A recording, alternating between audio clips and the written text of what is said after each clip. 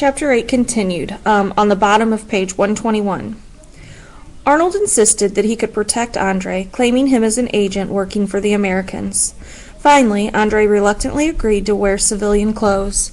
Arnold arranged to meet Andre at a safe house on the Hudson River, but British gunboats fired on the barge that was carrying Arnold across the river, and he was forced to return to West Point.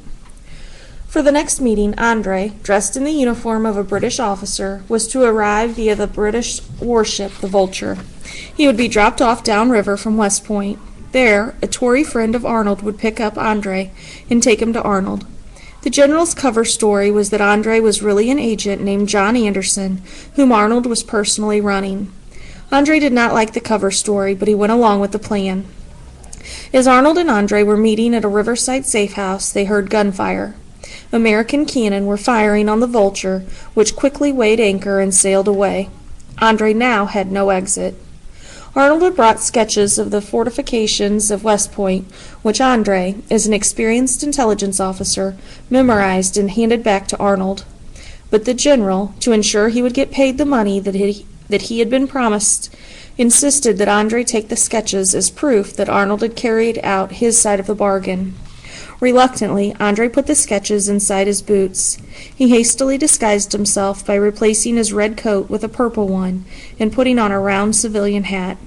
His boots had no military markings and could pass as civilian. Arnold assured Andre that he would be safe going overland to the British lines because he would have a pass signed by General Arnold himself. While the general made his way back to West Point, Andre set off for White Plains, New York. There, the pass supposedly would get him through American lines to safety in British-held territory. But 3 American militiamen stopped him on the road. In the darkness, he thought at first they were Hessians, or British, and identified himself as a British officer. Then, seeing the men were Americans, he shrugged that off as a joke. When they said they would search him, he tried to bribe them with his gold watch in the equivalent of $50,000. I searched his person effectually, but found nothing until I pulled off his boot, when we discovered that something was concealed in a stocking, one of the militiamen later wrote. I pulled off his stocking, and inside of it, next to the sole of his foot, found 3 half-sheets of paper enclosed in another half-sheet, which was endorsed West Point, and on pulling off the other boot and stocking, I found 3 like paper. The militiamen took him to an American outpost where, thanks to an order from Arnold, Mr. Anderson was expected. The officer at the outpost sent the suspicious papers to Washington, who never received them, and sent Anderson, under guard, to Arnold. This was good news to Andre. That night, Major Talmadge happened to be at another nearby American outpost. There he learned that someone named Anderson had been picked up and sent on to General Arnold. Talmadge, remembering the Anderson order from Arnold, felt that Anderson and Arnold were plotting something. Talmadge ordered Anderson brought to him. The outpost officer, who outranked Talmadge, reluctantly agreed, but insisted that a report about Anderson be sent on to Arnold at West Point, where Arnold was expecting a visit from George Washington. Andre, under questioning by Talmadge, drew on his talents as an amateur actor and posed as a misunderstood merchant. But the sharp-eyed Talmadge knew from the way that Andre paced across the floor that he had to be a military officer. Andre finally admitted his identity, but insisted he was a combat officer, not a spy. Talmadge instantly realized that Arnold was a traitor. Arnold got the report on the capture of Anderson and the suspicious papers before Washington arrived.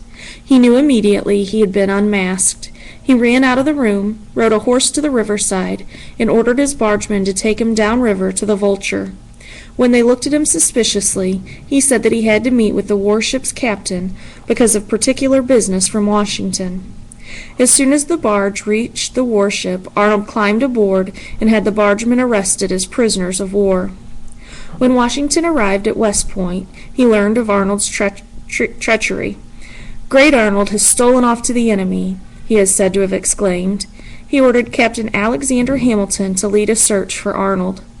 Then, according to a witness, Washington left the room and, giving way to an uncontrollable burst of feeling, wept. This was the first time anyone had ever seen Washington cry. Early the next day, Talmadge took Andre to Washington's headquarters at Tappan, New York. There he was put on trial before a military court, which found him guilty. In a message sent under a flag of truce, Washington told British General Henry Clinton in New York that he would spare Andre's life if Clinton turned over Arnold. Clinton would not allow the exchange. Arnold wrote Washington and threatened that if Andre were hanged, Arnold would retaliate on such unhappy persons of your army as may fall within my power. Washington ordered Andre hanged.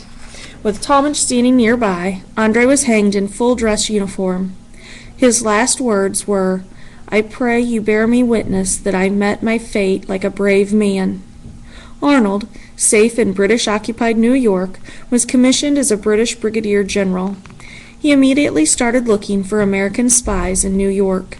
He fleshed out Hercules Mulligan and ordered him arrested, but Mulligan outwitted Arnold and was released. An unproved story has persisted that Arnold had Agent 355 held captive aboard the prison ship Jersey, anchored off Brooklyn, and that she was one of thousands of prisoners who died on that hulk of horror. Washington ordered Major Light Horse Harry Lee to take charge of what today would be called a special operation, the kidnapping of Benedict Arnold. For the operation, Lee picked his Sergeant Major John Champ, a man full of bone and muscle and tried courage. Champ was charmed with the plan, which Washington himself had hatched.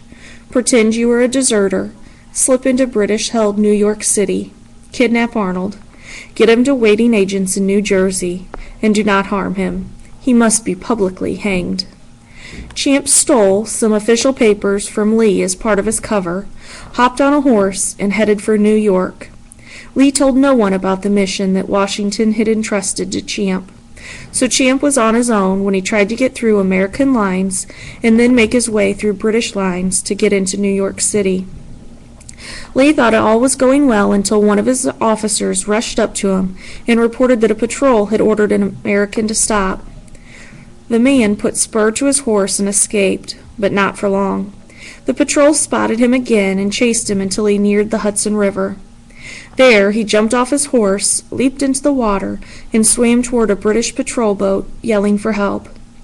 The British fired at Champ's pursuers and took him aboard. The British, impressed by the deserter's bravery, took him before General Henry Clinton. Clinton sent him to Arnold, who'd formed an American legion of Tories and deserters. As soon as he joined the legion, Champ took note of Arnold's habits, and with the aid of two of Washington's agents in New York, plotted a kidnapping. Sergeant Champ got word of the plan to Lee.